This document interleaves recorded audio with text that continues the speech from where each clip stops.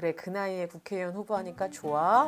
제 앞에서 명함 이렇게 찍고 처음에 제 이름 이항이를 외우지도 않았대요. 6개월이라고 불렀대요. 쟤는 6개월 있다 도망갈 거야.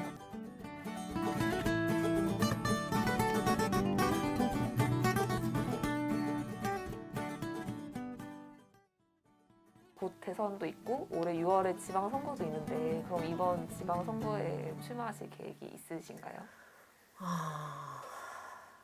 그 2012년 총선 끝나고 네. 2016년 총선을 또 했잖아요. 근데 그 2016년 총선 때 결과가 아주 좋았어요. 네. 당선은 못 됐지만 민주당을 이기는 음. 2등이었잖아요. 네. 2016년 총선에서 되게 좋은 결과를 얻었던 건 제가 지역 주민들이랑 되게 많이 접촉하고 실제로 그분들의 지지를 많이 끌어낸 것도 있지만 구도 싸움이었기 때문에 네. 더불어민주당의 후보가 사실 좀 음. 더불어민주당의 넓은 지지층들이 흔쾌히 동의하기 어려운 후보였거든요. 그러다 보니까 제가 이제 그 반사이도 네. 있었다고 저는 생각해요. 2016년 총선 결과를 놓고 2020년 총선에서는 제가 당선될 거다 뭐 이렇게 생각하지 않았고요. 오히려 그 힘을 바탕으로 또는 그 성과들을 계속 같이 만들고 있는 지역 주민들이랑 같이 2018년 지방선거에서 제가 당선돼서 구의회에서 실제로 활동하는 모습을 좀 보여드리는 거. 저 같은 사람이 실제로 지역에서 의정활동하면서 선출직 공직자로서 제대로 활동하는 모습을 좀 보여드리면서 유권자들한테 제대로 신뢰를 얻는 게 좀 필요하다. 네. 왜냐하면 유권자들이 아까 저를 어떻게 평가하냐고 네, 네. 처음에 물으셨잖아요. 이항희 씨 똑똑한 거 우리 다 안다. 이항희 씨 말 잘하는 거 우리 다 안다. 그래서 우리가 정치하지 말고 아나운서 하라고 하는 거고 당직자 하지 말고 교사 하라고 하는 거다. 뭐 이런 얘기 하실 정도로. 네. 그런데 그러니까 후보 중에 제일 똑똑한 사람이 이항희. 시험 봐서 후보 뽑으면 이항희가 1등 할 걸? 하고 얘기하는 건 칭찬이 아니에요. 유권자들이 투표할 때 되게 많은 요인들이 작동하겠지만 그 세력을 봐요. 이 정치 세력이 그쵸. 믿을 만한 정치 그쵸. 세력인지 네. 이 정치 세력이 정말 울산 중구를 내지는 대한민국을 실제로 운영할 수 있는 역량이 있는지 자격이 되는지를 다 본다고요.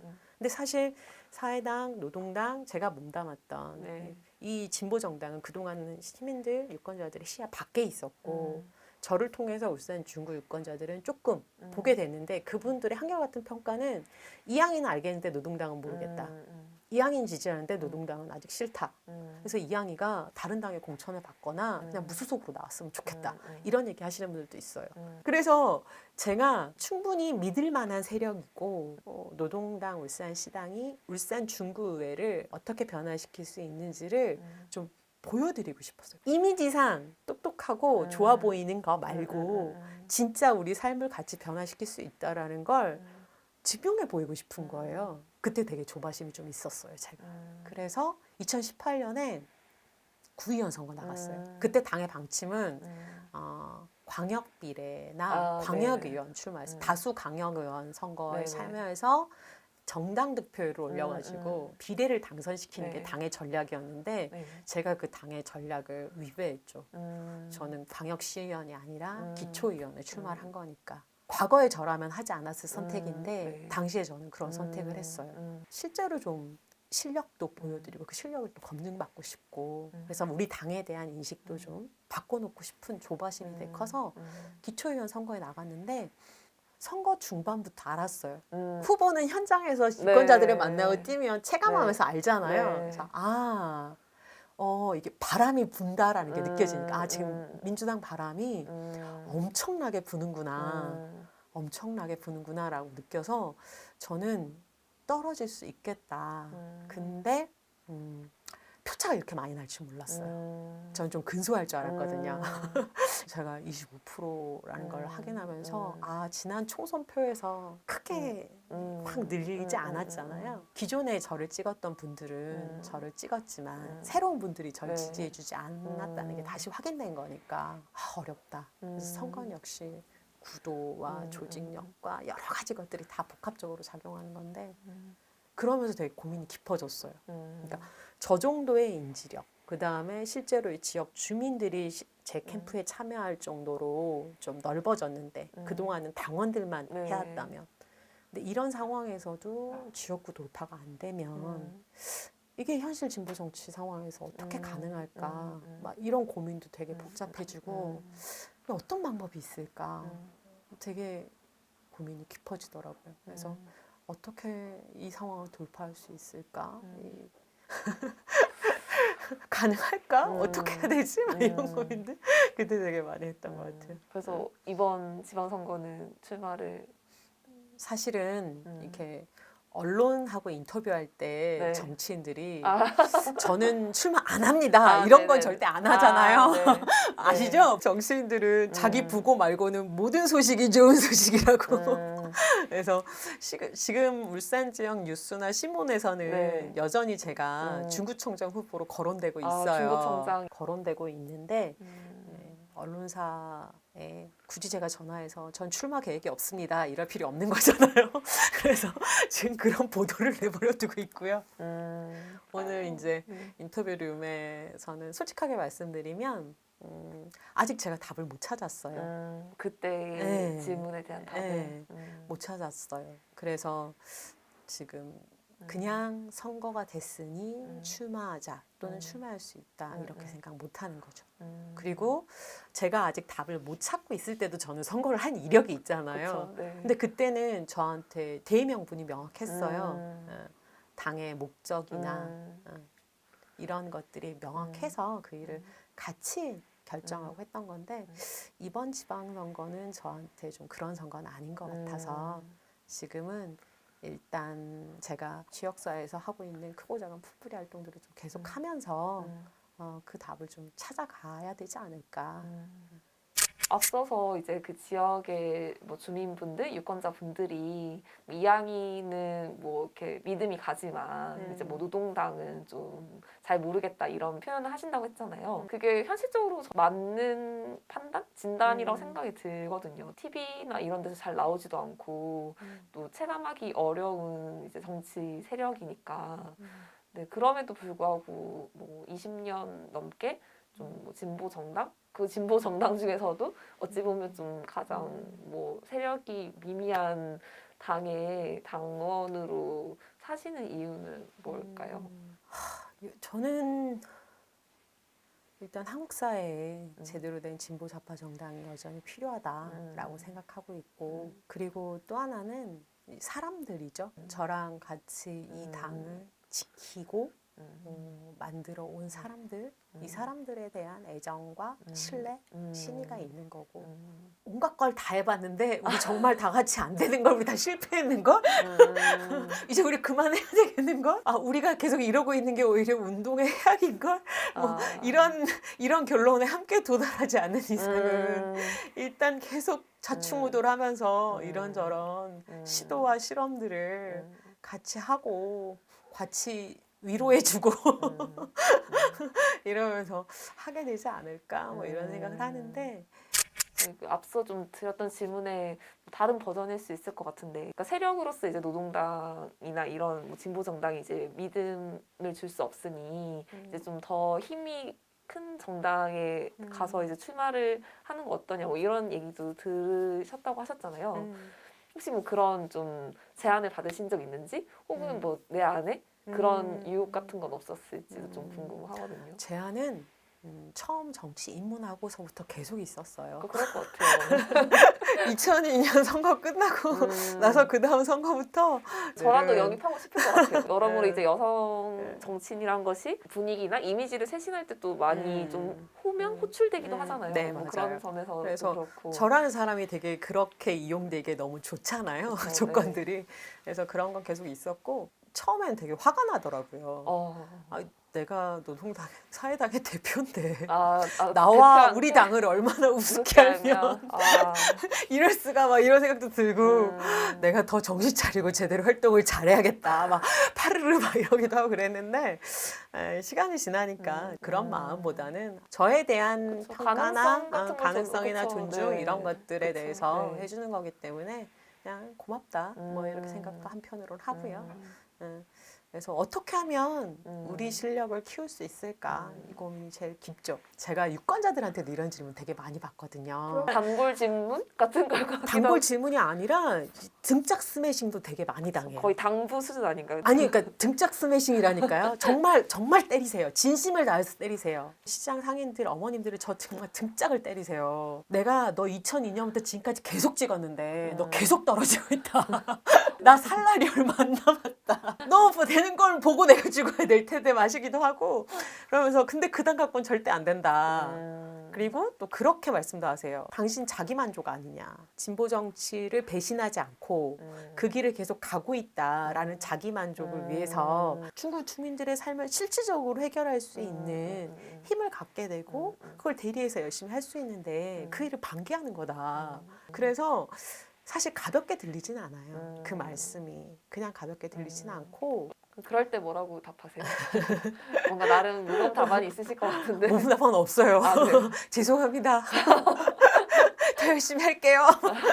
어떤 답안이 있을 수 있어요. 그런 분들한테. 그래서 처음에는 그냥 고맙습니다 그랬거든요. 아. 근데 이제 고맙습니다라고 말 못 하겠더라고요. 아. 이제는 죄송합니다 그래요. 죄송합니다. 죄송합니다. 참. 그래 근데 그런 분들한테 제가 계속 선택지가 돼 드리는 거죠. 진보 정치라는 것이 국민적으로 뭐 이유는 다양하겠지만 좀 뭔가 신뢰를 주지 못하고 있는 상황인데 좀 이런 거는 좀 어떻게 좀 바라보시는지 그런 걸 실제로 이렇게 좀 사람들과 만나면서 좀 많이 느끼시는지도 좀 궁금하거든요. 전국적인 상황, 큰 상황에 대해서는 뭐 워낙 많이 평가하고 분석한 네. 자료들이 많으니까 네.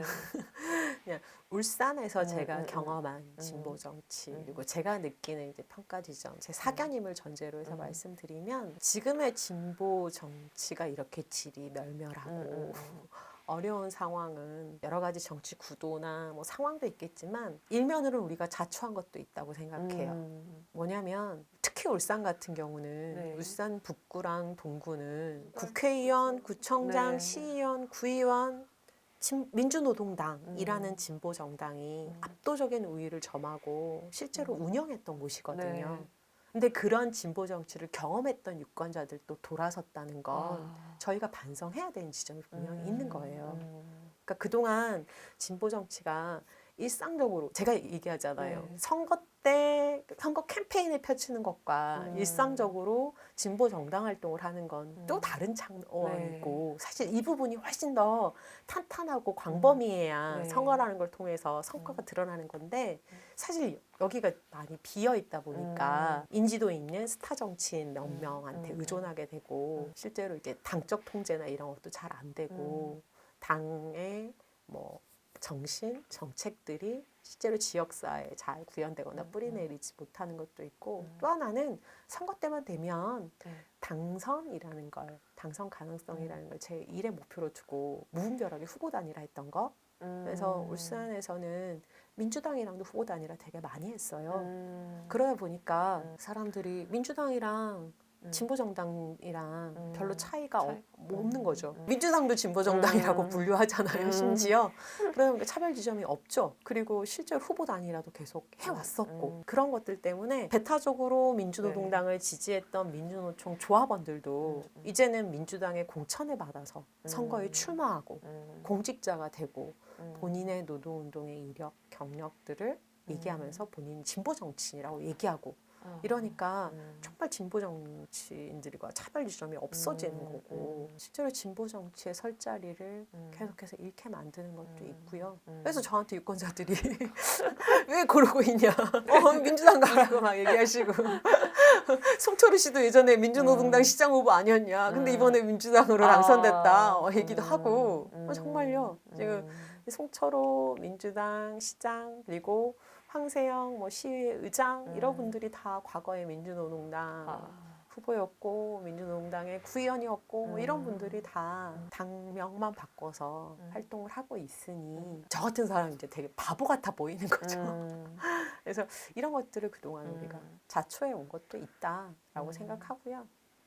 진보 정당, 소위 진보 정치 활동에 있어서 정책 단위가 지금 되게 취약해요. 네. 그러니까 새로운 의제를 연구하고 개발하는 단위가 음. 너무 취약해서 시대를 선도하는 의제 발굴 이런 것들은 지금 너무 어렵지 않나. 그리고 과거에 우리가 했던 여러 가지 의제들 다 이제 민주당이 선점하고 자기들이 다 하겠다라고 얘기하고 있으니까 똑같은 의제를 민주당이 하겠다는데 그럼 네. 민주당이 하면 되지. 그쵸. 굳이 원외 군소정당들이 하라고 음. 할 이유가 없는 거죠, 유권자들 입장에서는. 음. 근데 거기가 되게 어려운 싸움인 거예요. 음. 저들이 말하는 기본소득, 저들이 말하는 노동 존중 이런 건 사실 가짜고요.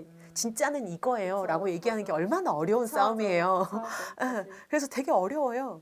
정치인으로서 뭔가 목표 하는 바가 있다면 뭘까요? 글쎄, 현재 저의 목표는 질문한 사람은 허무할지 아, 모르겠는데 네, 아닙니다. 제가 괴물이 되지 않는 거예요.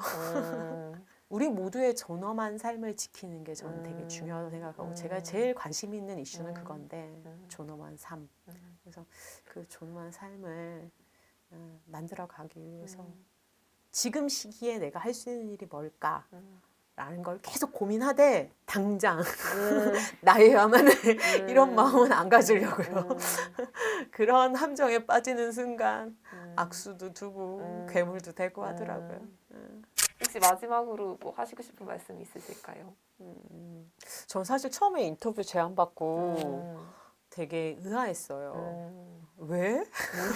나 같은 사람을 저처럼 계속 선거를 해서 낙선을 반복하고 있고 보통 이게 실패한 정치인으로 분류되는 예, 속된 말로 그렇게 된 사람 중에 한 명 아닌가 나는 뭐 이러면서 왜 나한테 이런 얘기를 이런 생각했는데 한편으로는 그런 생각을 또 했어요. 그러니까 선거에서의 낙선이 정치에서 실패는 저는 아니라고 생각하거든요. 그리고 선거는 잠깐이지만 사실 우리는 일상을 살아가는 거잖아요. 그래서 원의 군소정당의 정치인이 사는 일상 그리고 하는 고민 이런 것들도 충분히 의미 있다고 생각해서 굳이 저를 이렇게 소환하시는 건가 뭐 이런 생각이 들었고 오늘 인터뷰 과정에서 애초에 기획 의도나 취지에 부합하는 이야기들을 제가 잘 나눴는지는 모르겠는데 일단 되게 잘 들어주셔서 재밌었어요.